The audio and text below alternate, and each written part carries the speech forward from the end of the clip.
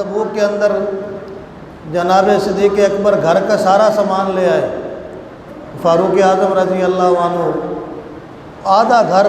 اللہ کے راستے میں قربان کر دیا۔ حضور علیہ الصلوۃ والسلام کی وفات کے بعد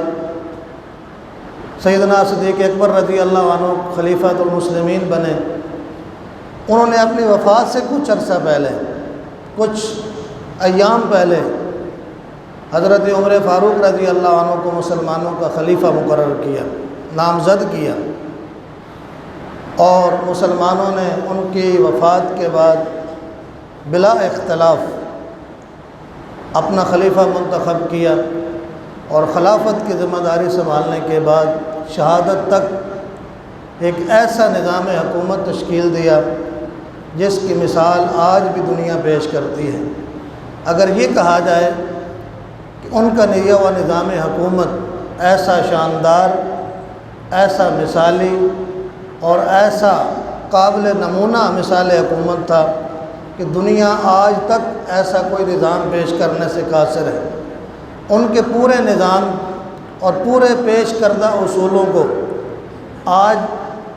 دنیا کی رہنمائی کے لیے وہ کافی ہیں، اور خاص طور پر امت کے لیے کافی ہیں۔ آپ خلیفہ بنے تو آپ کی خلافت میں مسلمانوں کے اس مدینہ کی ریاست کی سرحدیں مکران تک،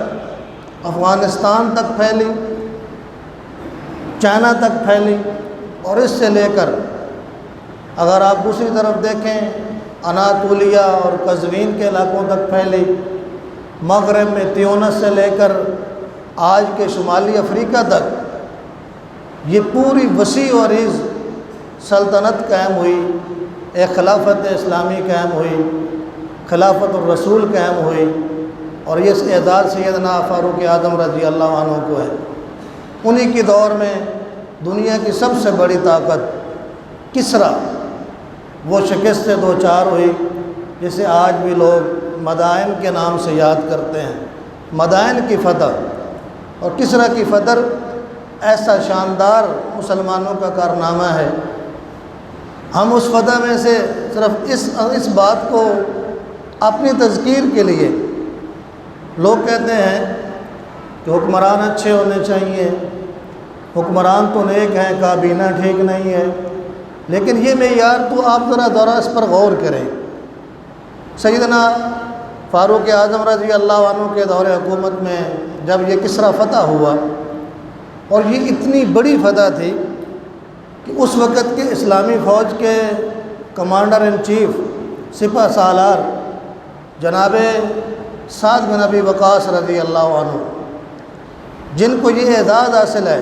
ان کی کمان میں اسلام نے اس سپر پاور کو شکست دی اور اسلام کا جھنڈا نصب کیا ہے۔ اس فتح میں 30 کھرب دینار، آپ اندازہ کریں 30 کھرب دینار صرف نقدی کی شکل میں مسلمانوں کو مال غنیمت حاصل ہوا ہے۔ اور اس فتح کے اندر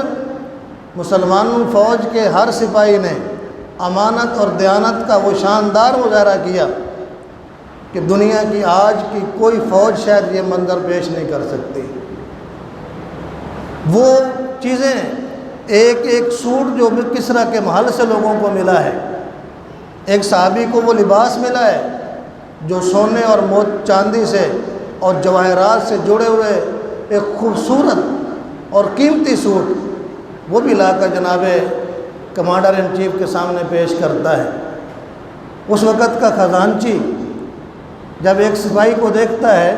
کہ اس نے ایک بڑا سا ڈبہ اٹھایا ہوا ہے لکڑی کا،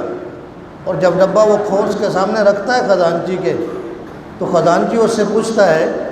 کہ تم نے اس ڈبے سے کچھ نہیں لیا ہے؟ انہوں نے کہا کہ میں نے اس سے کچھ نہیں لیا ہے۔ جب ان کے سامنے وہ ڈبہ کھولا جاتا ہے تو قیمتی جواہرات، موتی، سونے اور چاندی سے بھرا ہوا وہ ڈبہ، ان سے کہا جاتا ہے کہ یہ تم نے کیوں نہیں کھولا ہے، تم نے یہ کیوں نہیں لیا ہے، تم تو اس سے لے سکتے تھے، کون دیکھ رہا تھا تمہیں؟ اس سپاہی نے بڑے تاریخی الفاظ فرمائے، انہوں نے کہا کہ میں اس سے کچھ نہیں لینا چاہتا تھا، میں تو اس کے نتیجے میں اپنے رب سے اجر لینا چاہتا ہوں، میں تو رب کے اجر کا طلبگار ہوں۔ اور جب ایک صحابی وہاں سے ملا ہوا وہ مال غنیمت لے کر امیر المؤمنین کی خدمت میں حاضر ہوتا ہے۔ امیر المؤمنین اس کو دیکھتے ہیں، فاروق اعظم رضی اللہ عنہ، حضرت علی رضی اللہ عنہ بھی پاس موجود ہیں، تو ان سے کہتے ہیں کہ دیکھا ہے کہ میری فوج کے سپاہی کتنے ایماندار ہیں، میرے لوگ کتنے ایماندار ہیں کہ انہوں نے کس طرح کی قیمتی چیزیں حاصل کرنے کے باوجود انہوں نے کوئی ایک چیز بھی اپنے پاس نہیں رکھی ہے، اور سب چیزیں آج بیت المال کے اندر انہوں نے جمع کروائی ہیں۔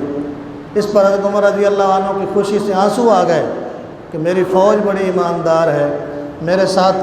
کابینہ میں رہنے والے لوگ بڑے ایماندار ہیں۔ تو حضرت علی رضی اللہ عنہ نے فرمایا کہ اے امیر المؤمنین، یہ فوج کی ایمانداری نہیں ہے،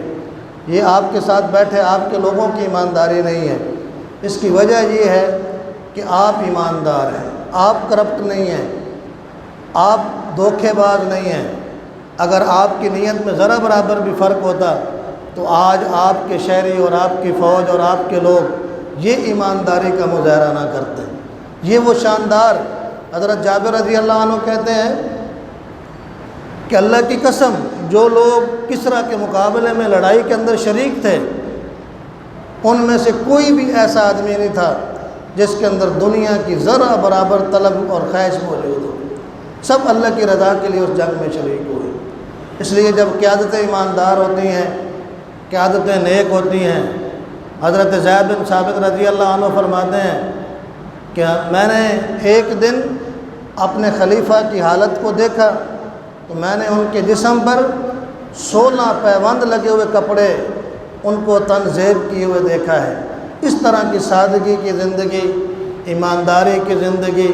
قناعت کی زندگی اور خوف خدا کی زندگی،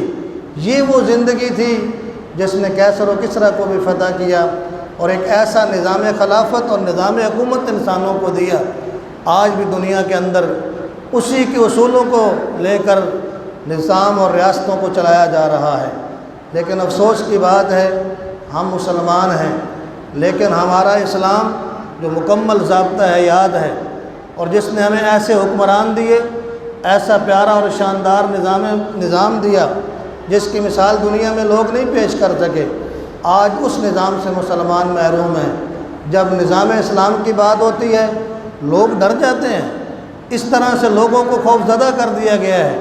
لیکن آپ دیکھیں سیدنا فاروق اعظم رضی اللہ عنہ کے نظام حکومت میں وہاں کا نظام معیشت کیا تھا؟ ایک آدمی، اس وقت کی اکانومی کیا تھی آپ اندازہ لگائیں، لوگ کہتے ہیں اکانومی اور معیشت، ایک آدمی زکوٰۃ لے کر چلتا ہے، زکوٰۃ کا مستحق اسے نہیں ملتا ہے، یہ ہے نظام معیشت، یہ ہے اکانومی کا ریٹ۔ آج ہم کہتے ہیں ہماری اکانومی بہتر ہو رہی ہے، لیکن شرح غربت تو بڑھ رہی ہے، فاقوں کی زندگی تو بڑھ رہی ہے، لیکن یہ کب؟ اسی وقت ممکن ہے جب ہم اس نظام کی طرف پلٹیں گے، سودی نظام سے جان چھڑائیں گے، نظام خلافت اور نظام فاروقی کی طرف اور نظام مصطفیٰ کی طرف، جس کے لیے یہ پاکستان بنایا گیا ہے۔ آج کا یہ دن اسلامی تاریخ کا پہلا دن، سیدنا فاروق اعظم کی شہادت کا دن، ہمیں یہی درس دیتا ہے کہ ہم اپنے نظام کی اصلاح کریں، اللہ سے ڈرنے والے نیک اور صالح لوگوں کو اپنا حکمران بنائیں، دیانتدار قیادت، کرپشن فری قیادت، یہی اس امت کو اور مسلمانوں کو اور پاکستان کو ترقی دے سکتی ہے۔ اللہ تعالیٰ میں توفیق عطا فرمائے۔ وما علینا الا البلاغ۔